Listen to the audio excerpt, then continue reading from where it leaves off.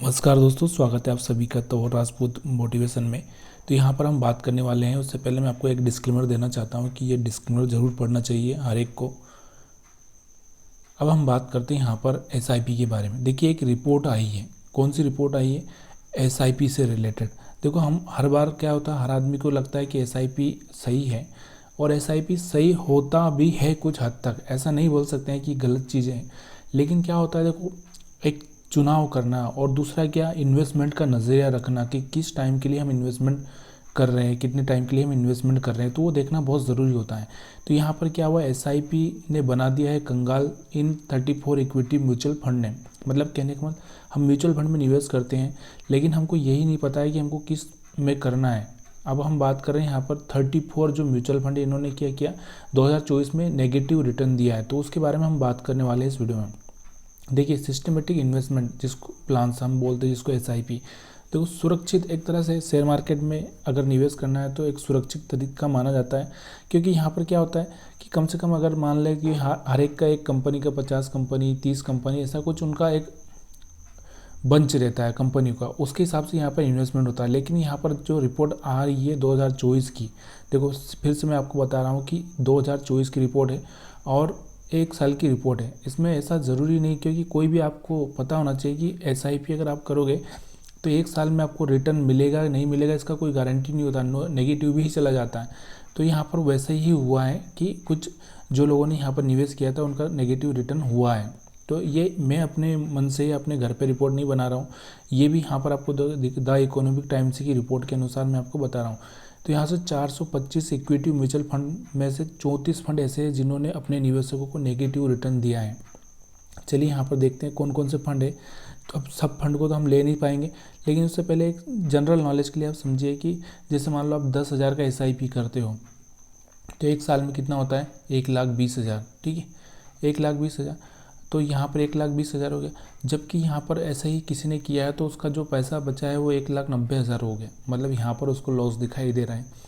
तो अब जो भी एसआईपी कर रहा है ना, उस बंदे को थोड़ा सा ये सोचना बहुत ज़रूरी है कि भाई एसआईपी अगर हम कर रहे हैं ना, तो हमारा नज़रिया थोड़ा सा लॉन्ग होना चाहिए। लॉन्ग मतलब समझ रहे हो कि अगर आप सोच रहे हो कि 1 साल में रिटर्न मिल जाएगा, तो वो मार्केट की कंडीशन होती है। क्या हो सकता है कि उस साल, जैसे कोरोना के साल, किसी ने कोरोना के 2 साल पहले किसी ने डाला होगा तो उसका तो 50% की तरफ रिटर्न नेगेटिव हो गया होगा। तो ऐसा ही यहाँ पर है, कभी कभी क्या होता है, मार्केट टॉप पे जाने के बाद बॉटम में आता है तो नेगेटिव रिटर्न शो करता है। तो ये जनरल नॉलेज आपको याद रहना चाहिए। अब हम बात करते हैं कौन कौन से फंड हैं जिन्होंने नेगेटिव रिटर्न दिया है। देखो, पीएसयू मतलब एक स्पेशल, जैसे सेक्टर वाइज हम बात करते हैं ना, सेक्टर वाइज, जैसे कोई सेक्टर, जैसे पीएसयू सेक्टर मतलब गवर्नमेंट जो भी है, किसी ने उसी में लगा दिया तो वो गवर्नमेंट कंपनियां धीरे धीरे धीरे डाउन साइड में चली गई, तो फिर वहाँ पर नेगेटिव रिटर्न देखने को मिलेगा। या जैसे हम बात कर सकते हैं, जैसे ईएलएस में से किसी ने लगा दिया तो उस टाइम में वो क्या हो गया, नेगेटिव रिटर्न देखने को मिल गया। तो यहाँ पर ईएलएस में भी 11-12% का रिटर्न नेगेटिव चला गया। तो इससे डरने की बात नहीं है, लेकिन समझदारी से इन्वेस्टमेंट करना बहुत ज़रूरी होता है। तो यहाँ पर किस किस ने, क्वांटम ईएलएस में नेगेटिव रिटर्न आया, क्वांटम पीएसयू में। हम बात क्वांटम की ही नहीं कर रहे हैं, क्वांटम के बहुत सारे फंड्स हैं जिन्होंने नेगेटिव रिटर्न दिया है।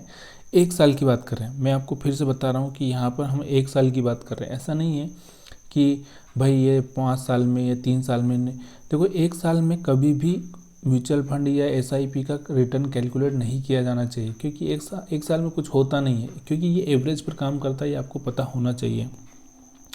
क्वांटम फ्लेक्सी कैप ने यहाँ पर -8% के आसपास, क्वांटम BFSI फंड ने 0.77। क्वांटम के ज़्यादातर यहाँ पर देखने को मिल रहा है, लेकिन ऐसा नहीं है कि क्वांटम ही ख़राब है, बाकी सारे के सारे यहाँ पर SBI इक्विटी मिनिमम वाला भी यहाँ पर आपको देखने को मिल रहा होगा, इसने भी यहाँ पर थोड़े से नेगेटिव रिटर्न दिए हैं। HDFC MNC वाले ने भी यहाँ पर नेगेटिव दिए हैं। तो ये 1 साल की बात कर रहे हैं, इसलिए यहाँ पर आपको देखने को मिल रहा है। अगर आप थोड़ा सा लॉन्ग टाइम के लिए रहोगे तो शायद वहाँ पर नहीं देखने को मिले। लेकिन देखो, शेयर मार्केट है, शेयर मार्केट का कोई भी बोल नहीं सकता। देखो, मार्केट को आज न कल जाना तो ऊपर है, लेकिन वो कब जाएगा, कैसे जाएगा, ये कहना बहुत मुश्किल है। तो इसलिए थोड़ा सा बिलीव करना और थोड़ा सा अपने सेफ्टी को रखकर ये सब चीज़ें करनी पड़ती हैं। यहाँ पर हम बात करें टाटा इंफ्रास्ट्रक्चर की, तो देखो टाटा भी है इसमें, इन्वेस्को भी है, उसके बाद में अगर हम बात करें SBI भी है, ICICI भी है, क्वांट भी है, HDFC भी है, SBI, सारे के सारे यहाँ तो तोरस भी है। तो सारे के सारे फंड है। देखो ये मैं आपको फिर से बता रहा हूँ कि ये जो फंड है, देखो एक साल में मैं आपको फिर से वही बता रहा हूँ कि एक साल में कभी भी SIP कैलकुलेट आप करोगे तो यहाँ पर आपको कोई खास रिटर्न देखने को नहीं मिलेगा।